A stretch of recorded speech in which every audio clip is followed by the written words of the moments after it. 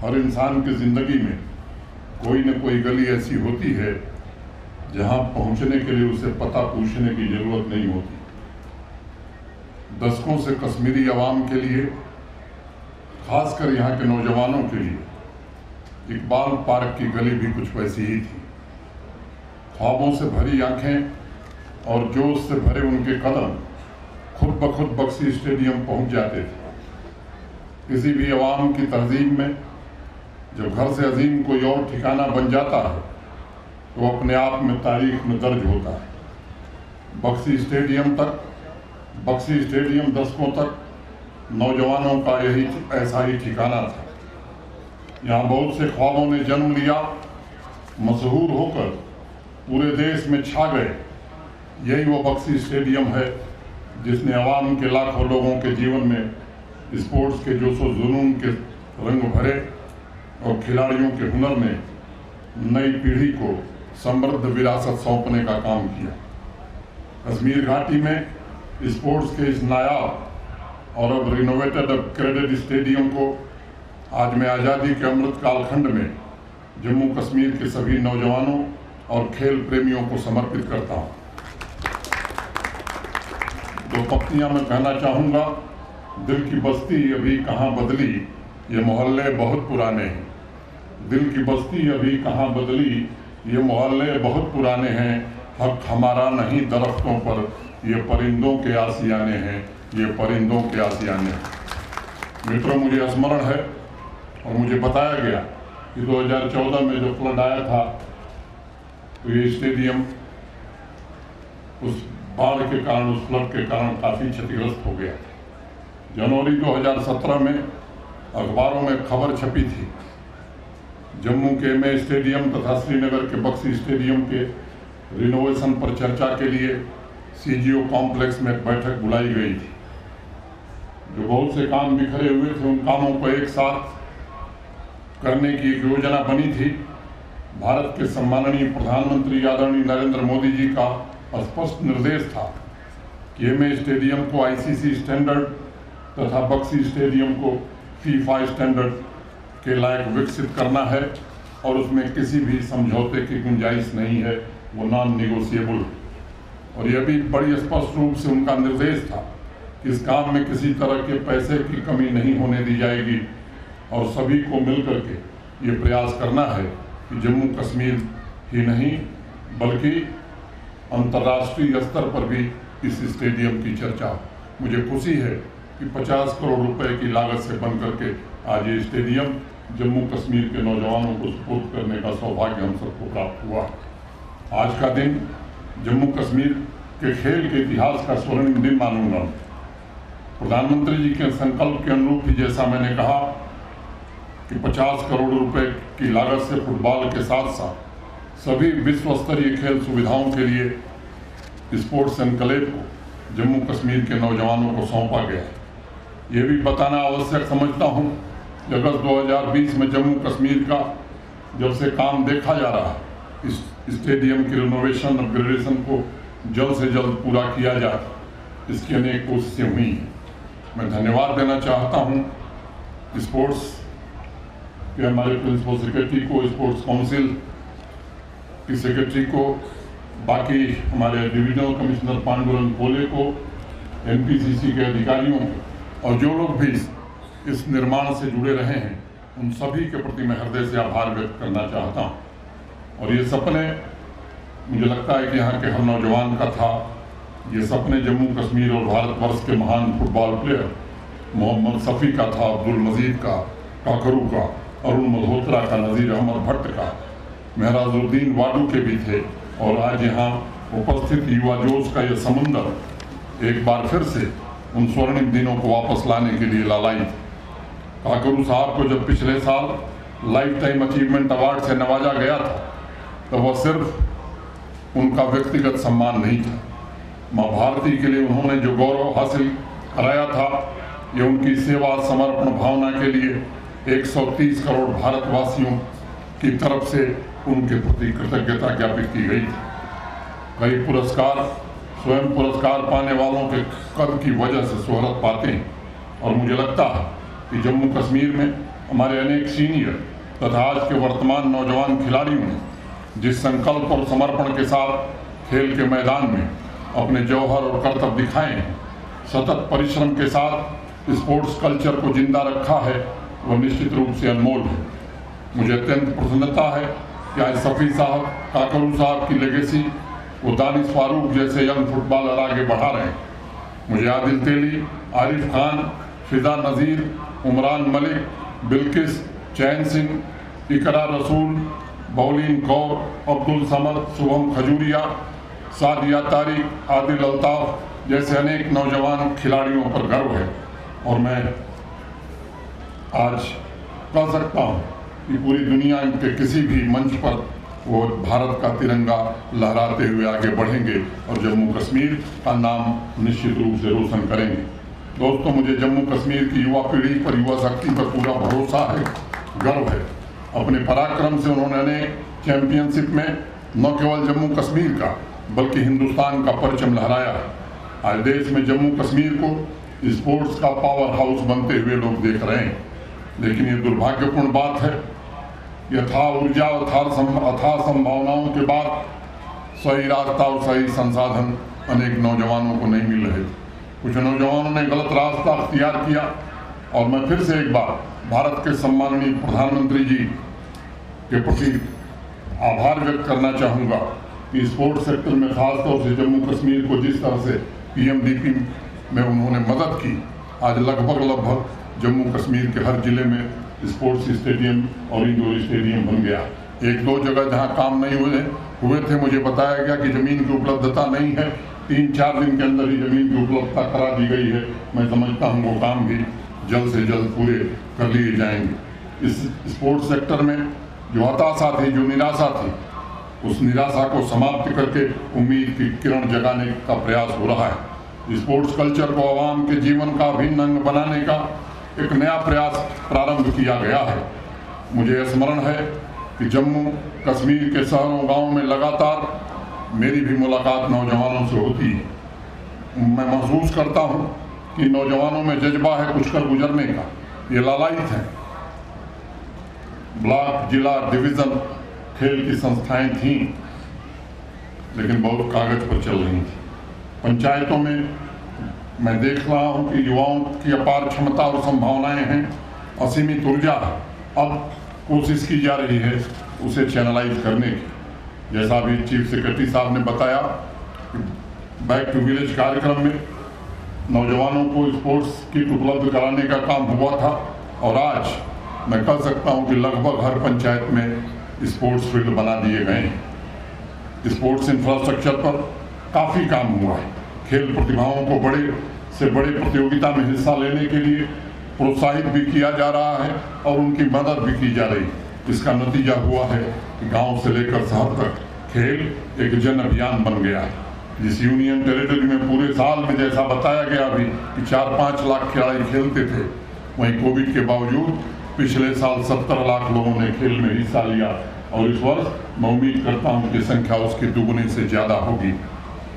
ये कोई छोटी मोटी उपलब्धि नहीं है मित्रों, ये भावी पीढ़ी को तराशने का, उनकी प्रतिभा को सही दिशा देने का एक आंदोलन है। जम्मू कश्मीर स्पोर्ट्स काउंसिल खिलाड़ियों को गांव-गांव में जाकर तराशने का काम कर रहा है। जिन नौजवानों में बाधाओं से जूझने की, चुनौतियों को तोड़ने की क्षमता है, उनके लिए अनंत अवसर उपलब्ध कराए जा रहे हैं और उन्हें मैदान में जम्मू कश्मीर के सामर्थ्य को साबित करने का पूरा अवसर प्रदान किया जा रहा है।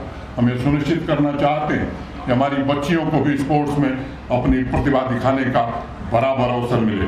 इसको ध्यान में रखते हुए सभी 20 जिलों में rugby, football, cricket, volleyball, kabaddi, hockey की विमेन टीम्स का भी गठन किया गया है। यहाँ खिलाड़ियों के सामने एक और समस्या थी, उनके कैरियर प्रोग्रेशन को लेकर। जितना अच्छा वो खेलते थे, मैं समझता हूँ उस तरह का अवसर यहाँ उपलब्ध नहीं था। यहाँ भी मेरे पूर्व सरमद साहब ने चर्चा की थी। स्पोर्ट्स पॉलिसी बनाई गई है, सभी स्टेक होल्डर से चर्चा करके बनाई गई है। राष्ट्रीय अंतर्राष्ट्रीय प्रतियोगिताओं में मेडल्स पाने वाले खिलाड़ियों के रकम की राशि भी बढ़ा दी गई है और उन्हें टूर्नामेंट तथा एजुकेशन के हिसाब से गजेटेड और नॉन गजेटेड नौकरियां भी देने का संकल्प कर लिया गया। 2014 से 2021 का बैकलॉग जल्दी से जल्दी उन वैकेंसियों को भर कर हम खत्म करना चाहते हैं। स्पोर्ट्स की प्लेयर सेंट्रिक नीतियों और व्यापक जन आंदोलन ने जम्मू कश्मीर में स्पोर्ट्स के प्रति आवाम की सोच को बदलना शुरू किया है। सभी पंचायतों में जब प्लेफील्ड स्पोर्ट्स किट का डिस्ट्रीब्यूशन हो, नौजवानों ने डिस्ट्रिक्ट हेडक्वार्टर्स में भी मॉडर्न सुविधाओं की डिमांड की और मुझे आप बताते हुए प्रसन्नता है कि आज 20 जिलों में 22 इंडोर मल्टीपर्पज हॉल बन गए हैं। 40 अत्याधुनिक ग्राउंड स्पोर्ट्स टूर्नामेंट ऑर्गेनाइज करने में जम्मू कश्मीर स्पोर्ट्स काउंसिल पूरी तरह तैयार है। स्पोर्ट्स इंफ्रास्ट्रक्चर को अत्याधुनिक और मजबूत करते हुए स्पोर्ट्स की विभिन्न विधाओं में 38 खेलो इंडिया सेंटर स्थापित कर दिए गए हैं। अभी 948 स्पोर्ट्स के इंफ्रास्ट्रक्चर पर काम चल रहा है। इसे इसी वित्तीय वर्ष में पूरा कर लिया जाएगा। इस साल जम्मू कश्मीर में स्पोर्ट्स की एक्टिविटीज नए रिकॉर्ड कायम कर रही हैं और दूर दराज के इलाकों में भी आवाम को ढेर सारे यादगार परफॉर्मेंस देखने को मिल रहे हैं। हमें इस मोमेंटम को बनाए रखना है और पूरी कोशिश करनी है कि जम्मू कश्मीर के नौजवान स्पोर्टिंग टैलेंट आने वाले समय में इंटरनेशनल टूर्नामेंट में देश का प्रतिनिधित्व करें। और मैं भरोसा देना चाहता हूं कि जिस विश्वास और लगन से जम्मू कश्मीर में स्पोर्ट्स कल्चर विकसित हो रहा है, उसके लिए किसी प्रकार के संसाधन और इंफ्रास्ट्रक्चर की कमी नहीं होने दी जाए। मित्रों, नौजवानों की तरक्की के लिए 50 नए डिग्री कॉलेज बनाए गए। उनके सपने और आकांक्षाओं को पूरा करने की दिशा में अनेक प्रयास किए जा रहे हैं। आज हमारा नौजवान दिन में लैपटॉप और शाम को स्पोर्ट्स किट लेकर अपने सपनों को हकीकत में बदलने की कोशिश कर रहे हैं। हेल्थ की बेहतर सुविधाएं, कश्मीर घाटी से लोग चंडीगढ़ और दिल्ली जाते थे, अब विश्व स्तरीय सुविधाएं जम्मू कश्मीर में मिले, इसके सारे इंतजाम किए गए हैं। मित्रों, पिछले 3 वर्षों में बहुत कुछ बदल हुई। अनेक बार मैं चर्चा कर चुका हूँ। 20 साल 30 साल की लटकी हुई परियोजनाएं भी अब पूरी हो रही हैं। एक समय था जब 20-20 साल लगता था परियोजना को पूरा होने में, उनको तो पूरा किया ही जा रहा है। नई परियोजनाओं को भी समय सीमा के भीतर पूरा किया जाए, इसका भी इंतजाम किया जा रहा है। वंचित समुदाय, आम आदमी, गरीब वर्ग के लोग जो कानून की आड़ में दशकों से ज्यादती झेल रहे थे, उनका भी ख्याल रखा जा रहा है। अलगाववाद, आतंकवाद और परिवारवाद की दुर्व्यवस्था में बड़े पैमाने पर जो भ्रष्टाचार फला फूला, लाखों आम नागरिकों को दशकों तक बुनियादी सुविधाओं से वंचित रखा गया, उस व्यवस्था को पूरी तरह से समाप्त करके आम आदमी के तरक्की के रास्ते खोलने की कोशिश की जा रही है। जिस वक्त हिंदुस्तान के दूसरे हिस्सों में प्रति व्यक्ति पैसा दिया जाता था भारत सरकार की ओर से, मित्रों से 4 गुना 5 गुना पैसा जम्मू कश्मीर में आता था, लेकिन बुनियादी सुविधाएं नहीं बन सकी। मैं अनेक विषय हैं, मैं समझता हूं कि ये आवश्यक नहीं कि हर विषय पर मैं बोलूं, लेकिन 3 सालों में जो परिवर्तन हुआ है, मुझे लगता है वो आप महसूस कर रहे होंगे। कभी समय था कि जम्मू कश्मीर में 6 किलोमीटर सड़क पर दिन बनती थी, आज हम 20 किलोमीटर सड़क रोज बना रहे हैं। कभी समय था जब 2324 किलोमीटर ब्लैक टॉपिंग मैक्डमाइजेशन होता था, आज 7500 किलोमीटर मैक्डमाइजेशन हम कर रहे हैं। कभी समय था प्रधानमंत्री ग्राम सड़क योजना में जम्मू कश्मीर की गणना नीचे से तीसरे और चौथे राज्य के रूप में होती थी, आज जम्मू कश्मीर ऊपर से तीसरे और चौथे नंबर पर गिना जाता है। उत्तर प्रदेश ने केवल हमसे 1 किलोमीटर ज्यादा सड़क बनाई, इसलिए वो तीसरे पर आ गया, हम चौथे पर आ गए। तो ये हमारी प्रगति का इतिहास है। मित्रों, 3 वर्षों में आज ही गवर्नेंस में यूटी श्रेणी में हम नंबर 1 पर हैं और पूरे देश को देखें तो हम 5वें स्थान पर हैं। और आज स्टेडियम में मैं कहना चाहता हूं कि अगली बार जो सूची जारी होगी भारत सरकार की, उसमें जम्मू कश्मीर पहला या दूसरा स्थान हासिल करेगा पूरे देश में। किसानों की आमदनी के मामले में भी आज हम देश के शीर्ष 5 राज्यों में खड़े हैं। पंजाब और हरियाणा को छोड़ करके प्रति महीने किसान की आय जम्मू कश्मीर की तीसरे नंबर पर आ गई है। इस तरह के अनेक काम। डिस्ट्रिक्ट कैपेक्स मुझे याद है 5134 करोड़ था, पिछले साल बढ़कर 12600 करोड़ हो गया और इस साल 22126 करोड़ रुपए हो गया। चुने हुए प्रतिनिधि जिले में कौन से काम होंगे, ये सरपंच, पंच, डीडीसी के मेंबरान और डीडीसी के मेंबरान और चेयरमैन तय कर रहे हैं। ये 209 सर्विसेज ऑनलाइन मुहैया करा दी गई। और मित्रों, मुझे बताते हुए प्रसन्नता है, 6 लाख लोगों से फीडबैक लिया गया और हमारी जो अप्रूवल की रीडिंग है वो 80% से ज़्यादा है। कुछ लोग कहते हैं कि साहब कुछ बदल नहीं रहा है। चश्मा बदलिए, बदल दिखाई पड़ेगी। पुराने चश्मे से देखेंगे तो निश्चित रूप से कैसे देख पाएंगे आप। 70 साल में 14-15 हज़ार करोड़ का निजी क्षेत्र में निवेश आया था। आज मुझे बताते हुए प्रसन्नता, 24 अप्रैल को 38,080 करोड़ की ground breaking ceremony private investment की आदरणीय प्रधानमंत्री जी ने पल्ली गांव में करी थी। और मैं आपको बड़े विश्वास के साथ ये कहना चाहता हूँ, ये निजी क्षेत्र में जो निवेश है, माने इंडस्ट्री के क्षेत्र में जो निवेश है, ये न्यूनतम 75,000 करोड़ रुपए जम्मू कश्मीर में आने वाला है। और यहाँ के 6-7 लाख नौजवानों को नौकरी की गुंजाइश में बनेगी। 22 मेडिसिटी के प्रस्ताव स्वीकृत हुए हैं, 4400 करोड़ रुपए के बड़े बड़े अस्पताल यहाँ भी बनेंगे। बीम एम्पावरमेंट पोर्टल पर आपके गांव में सड़क बन रही है तो कितना पैसा है, कितना खर्च हुआ है, कितना काम हुआ है, आप स्वयं देख सकते हैं। 1 लाख करोड़ रुपए के हाईवे और टनल के प्रोजेक्ट आज जम्मू कश्मीर में चल रहे हैं। पिछले 3 वर्षों में 30,000 सरकारी नौकरियां लगभग दी जा चुकी हैं। 5.2 लाख लोगों को स्वरोजगार के अवसर प्रदान किए गए, उन्हें आर्थिक सहायता दी गई है। 5 लाख ग्रामीण महिलाओं को सेल्फ हेल्प ग्रुप से जोड़ा गया है और बॉर्डर एरिया में रहने वाले 3.5 लाख नागरिकों को आरक्षण का लाभ भी दिया गया। और इस साल पिछले 7 महीने में 1 करोड़ 11 लाख टूरिस्ट जम्मू कश्मीर आया है। मैं कह सकता हूँ इतिहास में इतना टूरिस्ट जम्मू कश्मीर में कभी नहीं आया था। जम्मू था श्रीनगर में 2 नए एयरपोर्ट टर्मिनल बन रहे हैं। मुझे याद है 2020 में 32 फ्लाइट चलती थी श्रीनगर से, अब 110 फ्लाइट चल रही। जम्मू से 6 फ्लाइट चलती थी, आज 48 चल रही है। इसके बावजूद भी बदल नहीं दिखाई पड़ रही। मित्रों, एक बड़ी बात आज हम लोगों ने फैसला किया है, public service guarantee act Jammu Kashmir में लागू और अनेक सुविधाएं, अनेक सर्विसेज आवाम को फिजिकल मोड में हम दे रहे थे। आज हमने फैसला किया है कि अब ये फिजिकल मोड में नहीं होगा, बल्कि पूरी तरह से ऑनलाइन आज कर दिया गया है। इसका मतलब है कि अब अगर कहीं सर्विसेज में दिक्कत है तो जिस अधिकारी के पास वो रुकेगा फिर वो ऑटोमेटिकली आगे बढ़ जाएगा, उस पर पेनाल्टी भी लगाई जा सकती है, इसकी भी व्यवस्था की गई है। और आज मैं कहना चाहता हूँ कि 5 अगस्त 2022 का ये फैसला जम्मू कश्मीर को भ्रष्टाचार मुक्त बनाने का एक महत्वपूर्ण कदम है।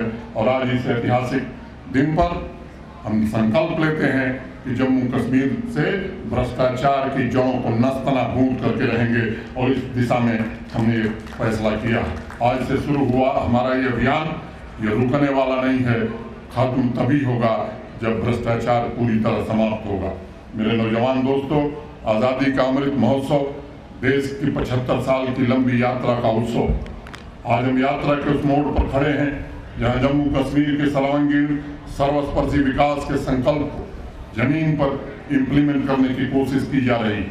सफलता के नए कीर्तिमान स्थापित किए जा रहे हैं।